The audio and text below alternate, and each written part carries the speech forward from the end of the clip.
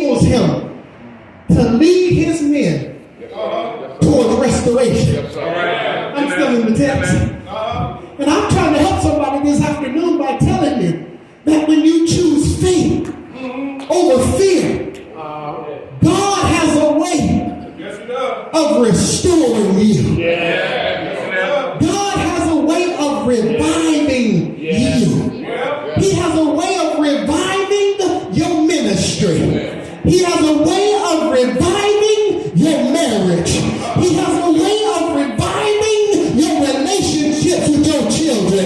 He has a way of reviving you. But you got to choose faith over fear.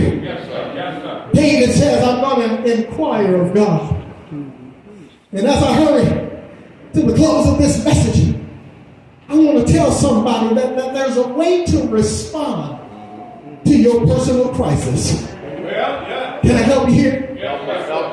You've got to acknowledge your pain.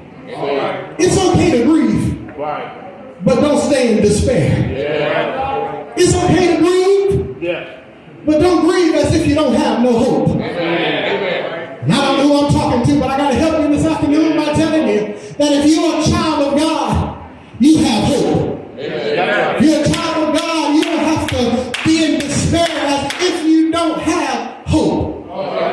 You got to acknowledge your pain, but you also got to avoid bitterness. Can I help you? Don't let your hardship turn you against other folks. Your personal issue is your personal issue. But don't get ugly with me because you mad about your life. Can I walk on your street for a minute? Don't get ugly and indecent with me because you chose the no good Negro and took his last name. Can I walk on the street for a minute? Don't get ugly and indecent with me because you chose not to go to school or you misused your opportunity and they put you out. You got to avoid bitterness. That's all I'm trying to tell you. Yes, sir. And can I help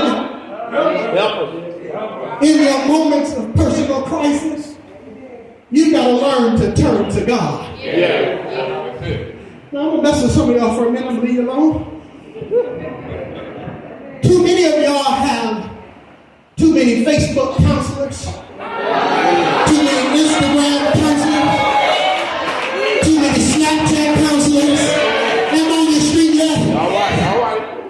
You've got to learn to stop posting everything, tweeting everything, and give it to the Lord.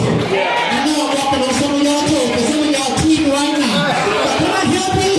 You've got to learn to give all of your problems to the Lord. And can I tell you, my grandma used to say, baby, this and that. Give it all to the Lord. And I've got good news for you. Our God can handle it. Not only you got to turn to God, but you got to learn to strengthen yourself in the Lord. And how do you do that? You do that through prayer and worship. People of God, if you're going to find strength to make it, you got to spend time in God's presence. There's value in spending time in the presence of God. And that's why I want to tell somebody that you got to learn to develop your own spiritual disciplines.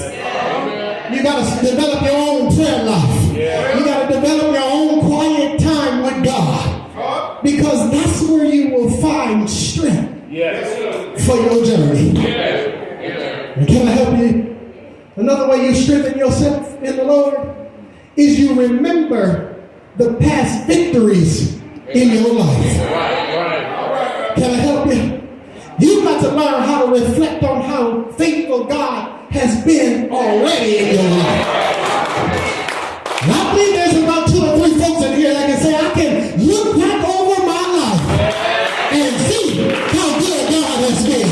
So can I give you about 5 seconds just to flash back over your life and see how good God has been and give God praise and thank you.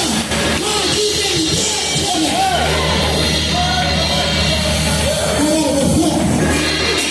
Oh, how faithful He has been.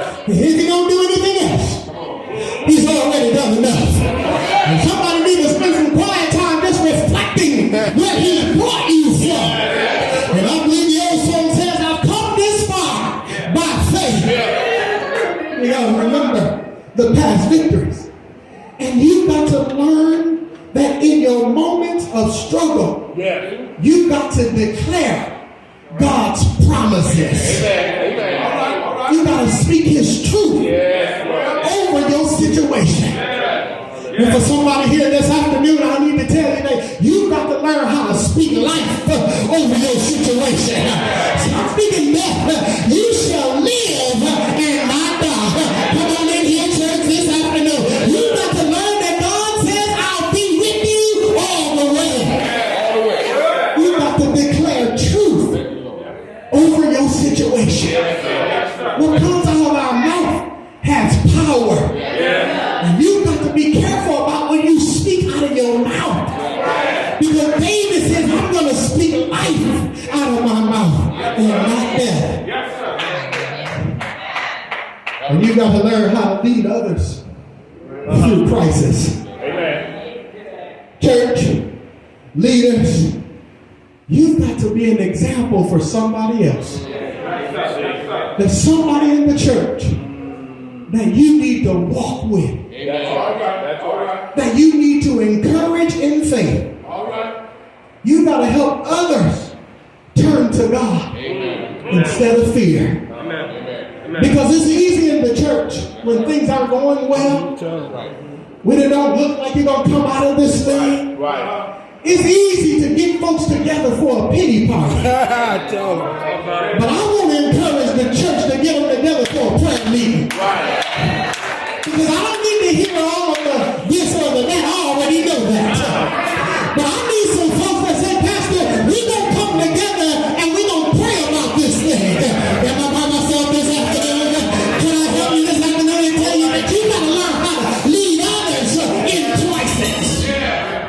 Because your leaders need others who are operating in faith so that they can be undergirded. So somebody can hold their arms up when they get tired. And watch this. You've got to learn how to not only encourage others in faith, but you got to learn how to encourage folks to take action. There's too much talk in the church. We still talking about a building fund that was started when folks that are gone on to glory are here. You got to do something, church.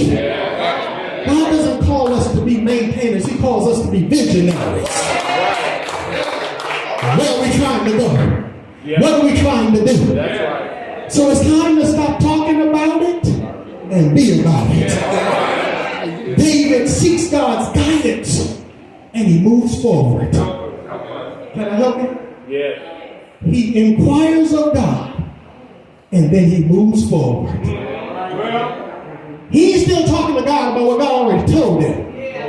He got the plan and the instructions. And he's moving forward. God has already given the vision. It's time to move forward. God's already told him what to do. It's time to move forward. And so I'm challenging you, Prince of Peace, by the time I show up around here next year, I want to see that there has been some action taking place. That we're moving forward. That we're doing what God says do. Not only that, I want to help you by saying that you've got to lead others to trust in God's ability to restore. Believe that God can bring beauty from ashes. I know he can. You're looking at ashes. And he made me beautiful when he saved me. God can restore anybody. And that's why we got to be patient with folks in the church. Because God is restoring them. I'm trying to help somebody. God is restoring us. He's refining us. And I haven't met anybody who hasn't been refined or restored without going through the fire. And so as I get ready to close this message this afternoon, I want to encourage somebody that even in your darkest moments, we can still find strength in the Lord. Even when it